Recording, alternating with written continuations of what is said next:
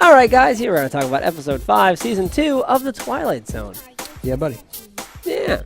All right, so this episode, I don't know, had a Ten Commandments vibe to it because they're all looking like they're about to drop some knowledge. Because of the whatever. Yeah, I didn't hate this one. It wasn't good, but I didn't hate it the way that I hated a lot of the other ones that we watched recently. Oh, it certainly wasn't good. It didn't have the same flaws as, like, say, a razor floating through the air. Yeah. So the premise of this episode is a man is on a walking trip through Europe, and he's like, as you do, he's like sick, cold, and alone on a rainy night, and he comes across like a monastery that has like a cult of people in it, and he seeks refuge. They turn him away. He passes out. Wakes up, finds a man locked in a cell that's like right off of the main drag. It's like one door away from like where like the guy lives. The lack of a set really hurts a lot of this stuff. But because it wasn't like he was like he wandered and he found this thing. It's right there. And this man is like, my only crime was kissing. Is kissing a crime? So that guy like eventually lets him loose after being told he's the devil. Yeah. Doesn't believe that because that sounds ridiculous. Yeah, because it's crazy that the devil would be a thing and that the crazy fanatical people would be right.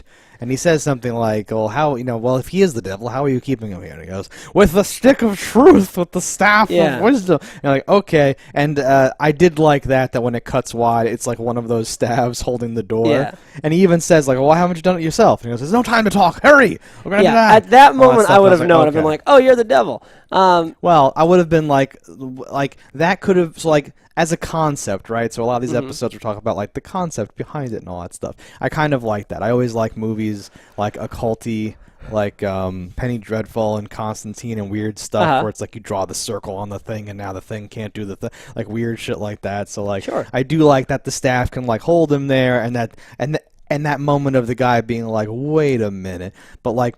This episode didn't emphasize that or give it like enough. The thing that like two things that I dislike a little bit, and they're not that big. The first one, which is smaller.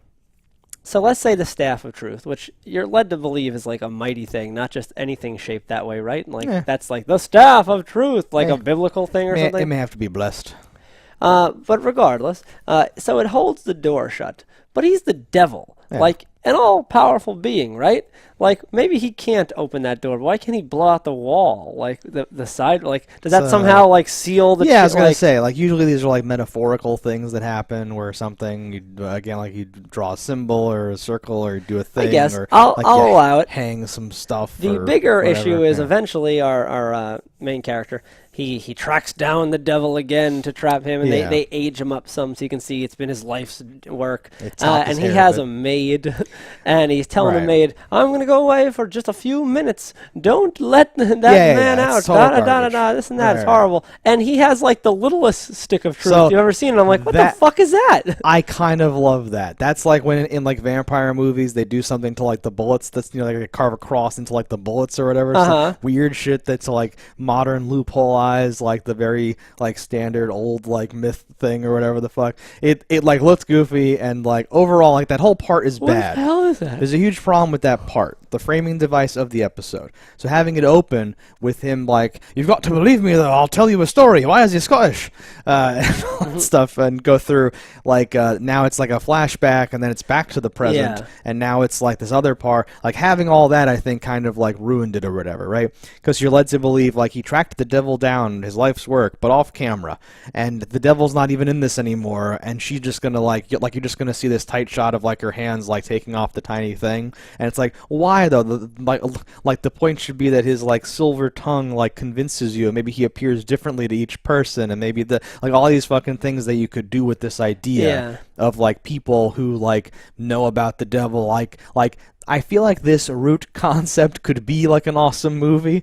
Where you have like the modern world where we've tracked him down again, and now it's like laser grids and like a staff of truth, like holding him in. That little staff of truth really did a number on it. I was like, is it just anything shaped like that is a staff of truth? I don't think so. No, it's something with the blessing or the faith or something like that, and that's like the... Yeah, I was not That's down. how I would like, explain it or something like how that. How did you imprison the devil? I clubbed him with a staff I of truth. repeatedly beat him with the staff. I bludgeoned him to death and drug him here.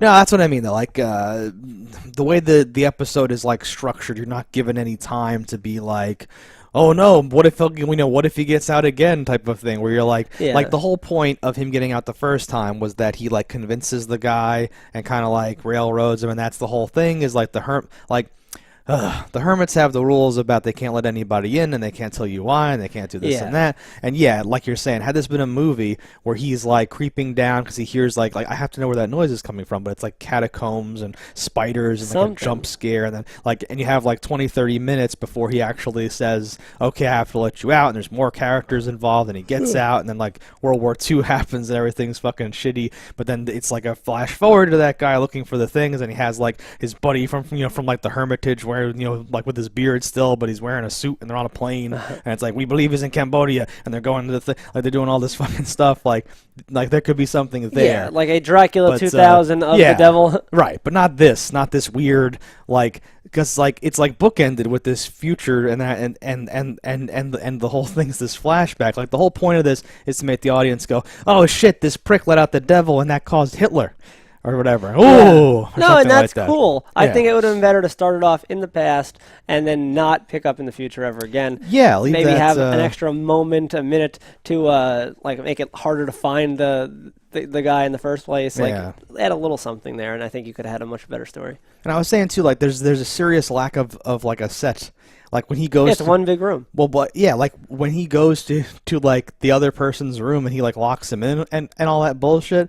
Like they had to have the monk like sleeping sitting up, and they didn't even show where he was supposed to sleep. Like they could only show like a very tiny amount of the other side of the door. Because he's like, you're locking it from the inside. Like, and I'm like, yeah, that means he's in the room with him. What does this mean? Yeah, he said go to like Brother Christopher's like room and for tonight, and we keep you safe or something like that. But then it seems like that's right across the hall from like the devil's cell or something like that. It's one door over. Right. So like all of the other conversations feel like they would have happened because they did like directly to like the right of like the cell or something, where you're like, how is this a convincing like thing?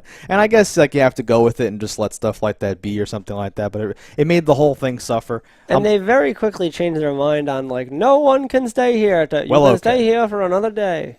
Right. And if you feel all right, you can leave. Like, yes. What? If they would have just kicked them out right away, there'd be no issues. The devil would still be locked up.